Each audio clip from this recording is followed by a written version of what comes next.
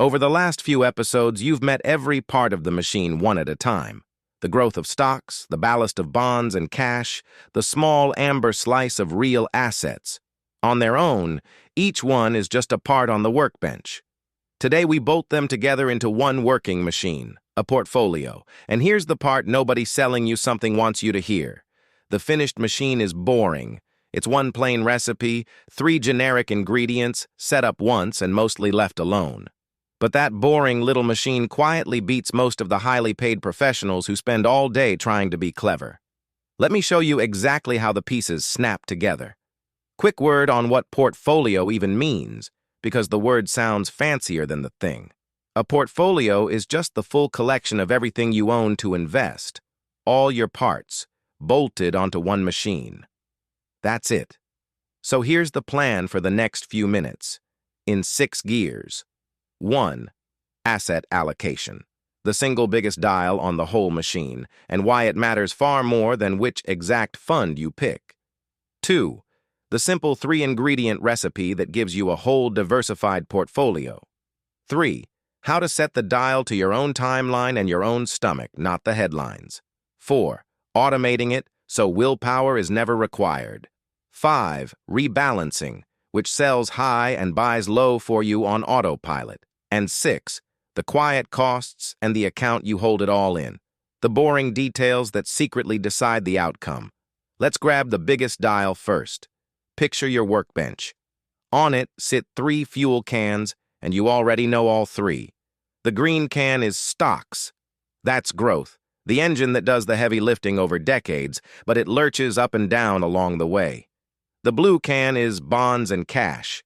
That's ballast, the steady, boring weight that keeps the whole thing from tipping over when markets get rough. And the small amber can is real assets, things like property or gold, a modest optional splash, seasoning rather than the meal. 3 cans. That's the entire pantry. Building a portfolio is not about hunting for a secret 4th can. It's about deciding how much of each of these 3 you pour into the machine, and then bolting the lid on and walking away. Now here's the idea that reorganizes everything, so slow down for it. Almost everyone thinks investing is about picking the winning ingredient, the hot fund, the clever stock, the thing that goes up the most. But the research points somewhere much calmer. The great majority of how your ride actually feels and finishes comes from the mix.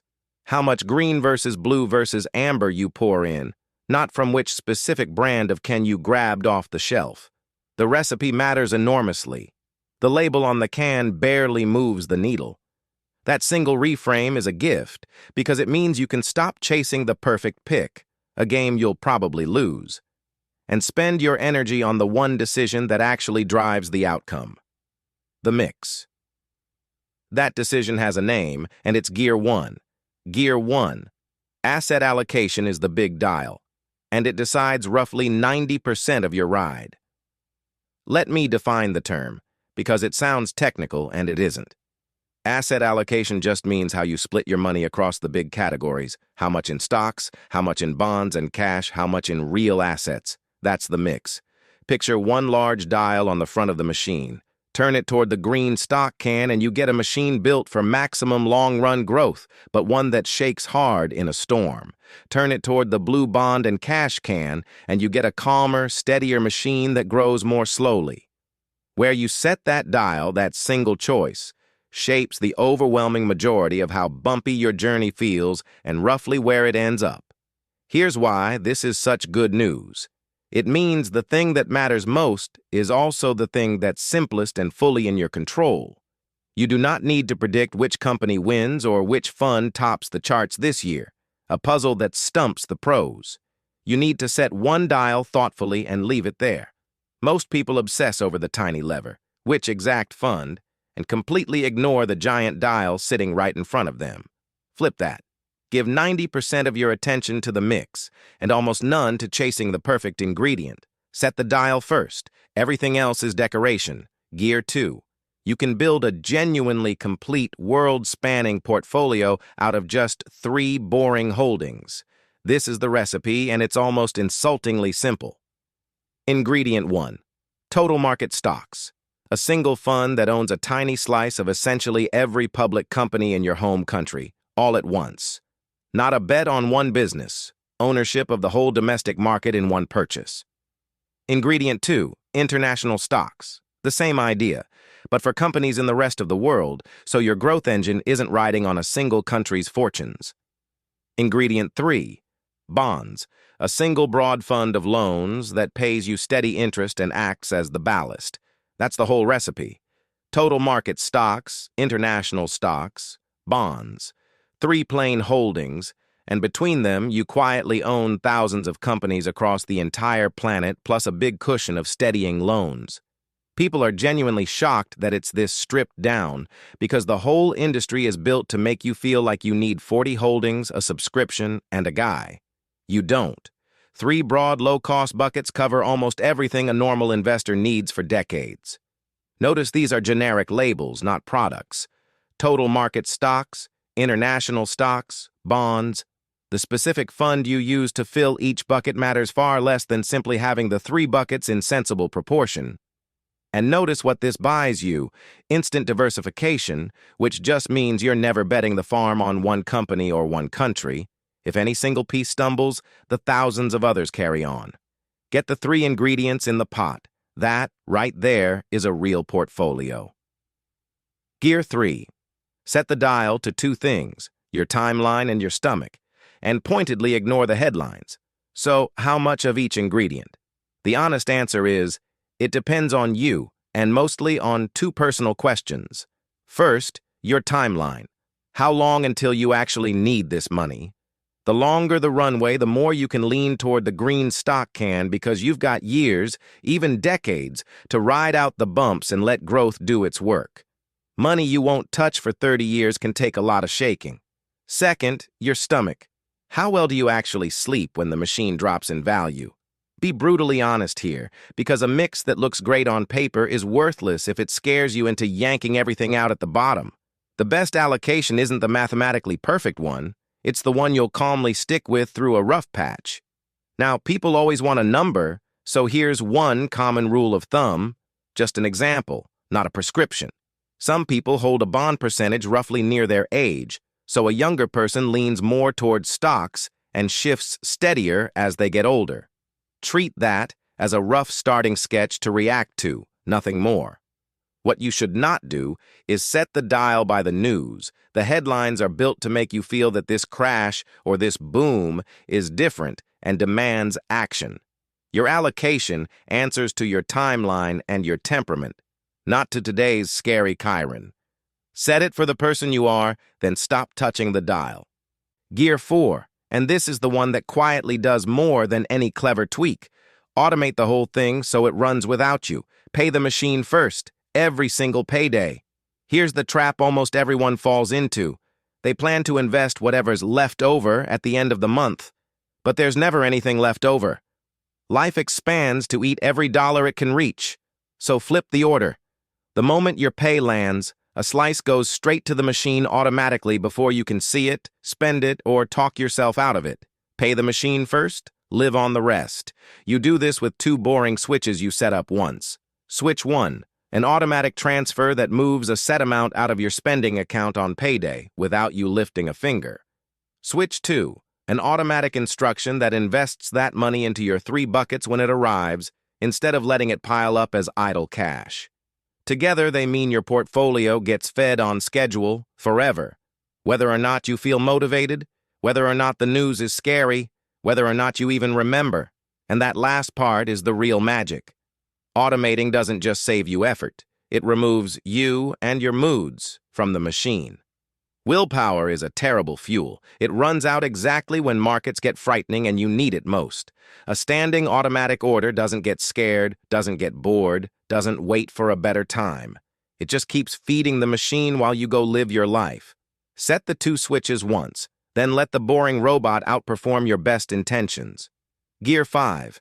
Rebalancing is how the machine sells high and buys low for you, automatically and without any nerve required. Here's the problem it solves. You set your dial, say a mix that's mostly the green stock can with a blue bond cushion.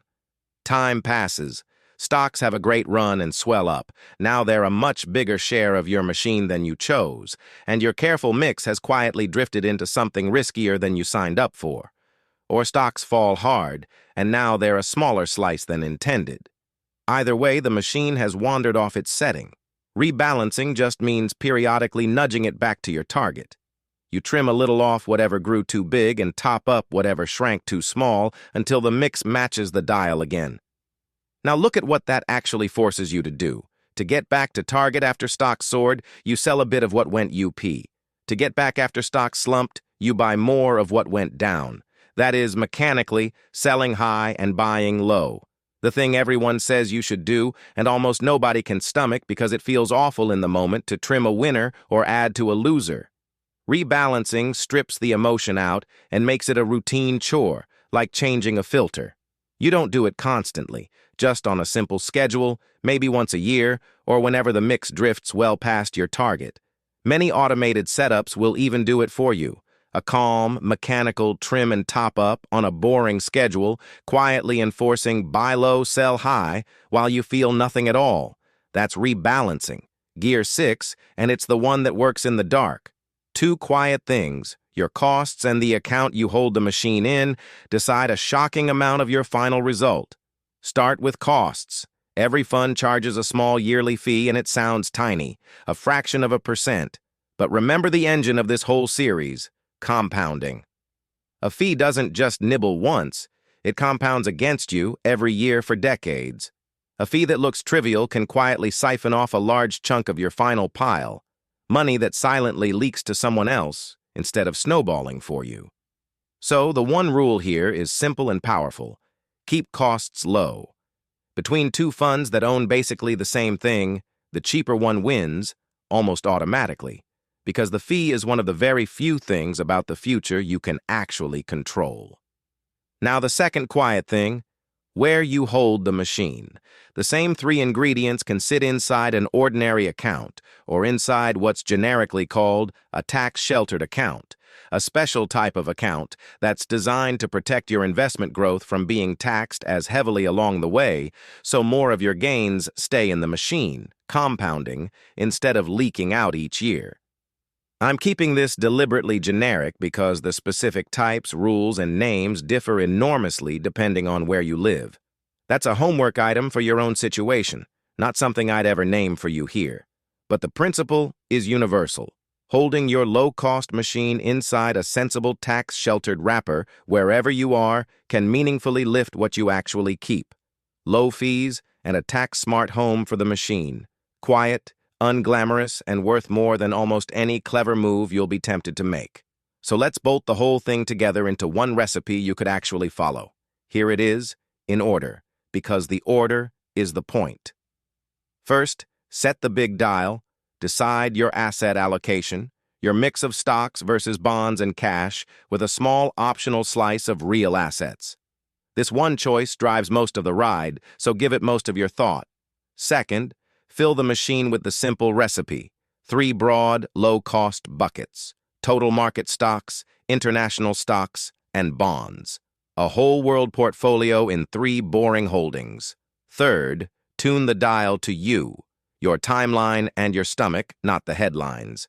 And lean more toward stocks the longer your runway and the calmer your nerves. Fourth, automate everything. Pay the machine first every payday with 2 set-and-forget switches so it feeds itself and your moods never touch it. Fifth, rebalance on a lazy schedule. Once a year or so, trim what grew and top up what lagged, back to your dial, quietly selling high and buying low. And sixth, mind the quiet stuff. Keep fees low and hold it all inside a generic tax-sheltered account where you can. That's the entire machine. Set the dial, fill 3 buckets, tune it to yourself, automate the feeding, rebalance now and then, keep costs and taxes low. Notice there's no genius in it. No predictions, no timing, no hot picks. It's a boring recipe a beginner can run, and running it patiently for decades is exactly what quietly beats the clever crowd. So tell me in the comments, which gear are you missing? Have you set the big dial yet, or is your money still sitting as unassembled parts on the bench? Wherever you are, bolting on even one more piece this month moves you forward. Remember, this is education, not financial advice, just the blueprint, laid out plainly, so you can build the machine that fits your own life. Next time, we face the one part that can wreck everything, even a perfectly built machine, the operator staring back at you in the mirror. Because the biggest risk to your portfolio was never the market, it's you. That's the finale, the enemy in the mirror, and it's the most important episode of them all. I'll see you there.